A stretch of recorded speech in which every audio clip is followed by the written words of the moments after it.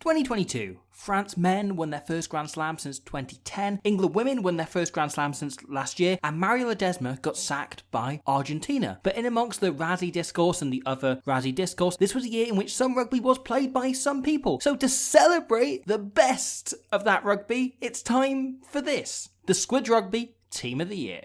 Now, this is, to make it very clear in the first video, this is not a World 15. It's not a list of the best 15 players in the world, even the form players in the world. It's the players who stood out most, who made us stand up, made us feel the most over 2022. It's primarily weighted towards international rugby, but club form absolutely does count. But there's also no discrimination based on popularity, world ranking, etc. Uruguay's Santiago Arata has been on amazing career best form this year, and if injuries hadn't got in the way, he could have been just as in contention for the 9 shirt as Aaron Smith or Faf de Klerk or Kendra Coxedge, because this is also a mixed gender team, so it reflects both the incredible world of men's rugby, which has become tighter and more competitive, more compelling than ever before at the minute, and the wonderful Women's World Cup, and that side of the sport opening and growing with an ever-expanding catalogue of remarkable rugby players. And so where better to start with this team than the positions that were the most competitive, and yet probably the easiest to select, is the best back three of the year.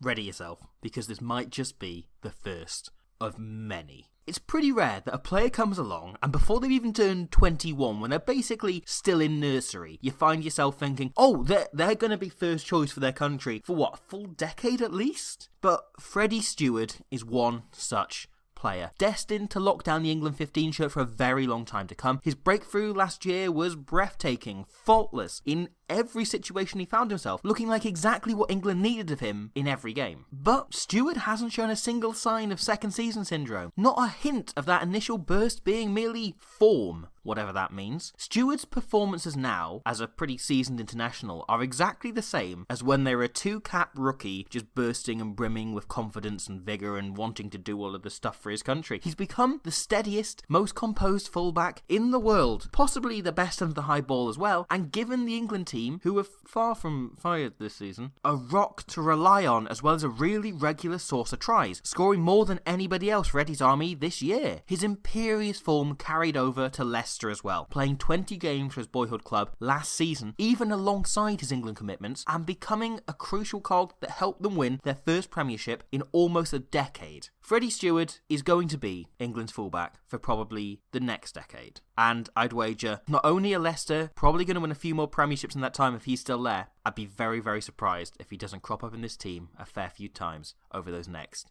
10 years. Portia Woodman has now scored more tries in the Rugby World Cup than any other player, male or female, in the sport's history. Despite heading into this year's tournament with more name opponents than ever, Portia proceeded to provide the utter panache she showed in 2017 is utterly permanent. Nothing can hold her down, outdoing any number of younger upstarts. Benny Tarita, Jasmine Joyce, Abby Dow, Marie Ménager. About every world-class winger from the women's game found themselves forced this year with the best there's ever been. And instead of looking past it or giving anyone even the chance to always remember the day they beat Portia Woodman, every time Woodman came out on top. The USP of Portia Woodman as a player is simple. She scores tries. If there is a single skill that you can have in your arsenal to make you better at scoring tries, Portia Woodman has it. A superb technical finisher, incredible footwork, great on kick return, hits brilliant lines, runs amazing support, and is always in the right place at the right time. Whilst remaining so cool under pressure, nothing ever throws her off remotely. This was a great year for quite a lot of wingers. There's a lot of people coming up in the bubbling under section. But you just know, if given the chance to come up against the legend that is Portia Woodman, they too would come up short. The World Player of the Year poll is a weird, complicated thing. It's the recognition of your previous peers, the highest individual accolade a rugby player can possibly receive, but wrapped up in the context that it tends to go less to the player in best form that year, but rather the player who had the biggest impact on the team who came out on top. It's someone who either inspired their side single-handedly to silverware or is Irish. And so, whilst he doesn't fit that criteria to make him World Player of the Year, I think the best player in World Rugby in 2022 has been Argentina and Edinburgh's Emiliano Boffelli. Boffelli not only finished the year as the top scorer in international rugby, he scored more points than the rest of the Argentine national side put together. He finished the year the second most accurate test goal kicker in terms of percentage, with significantly more shots taken than Gareth Anscombe, the only man ahead of him as well. His goal kicking not only kept Argentina in games they shouldn't have been in, it won them almost every 50-50 contest they found themselves in. And his general play wasn't bad either. Man of the match in both their historic wins over England and New Zealand this year, both away from home. Whilst King Boff might not be lightning quick off the mark, there are entire communities of rocks who look with jealousy at just how solid that RG is. He's a player who doesn't make mistakes, who takes the correct decisions and is outstanding in the air and covers the backfield imperiously. And man, what a finisher. What an absolute finisher. 4 scores for Argentina and 6 for Edinburgh are reasonable figures, but take the context of those tries. The last minute test series winner against Scotland in the summer. Amazing try. The touchdown that took Edinburgh to the first win by a Northern team on South African soil in the URC ever. A try from absolutely nowhere to keep Argentina in the game whilst down to 12 men against Scotland. And the score that ultimately proved the difference in Los Pumas' win at Twickenham. Boffelli might not now be the World Player of the Year, but I challenge anyone to find an individual who has played better than him in 2022. You can't, I looked really hard, and don't say Ardi Sarvea.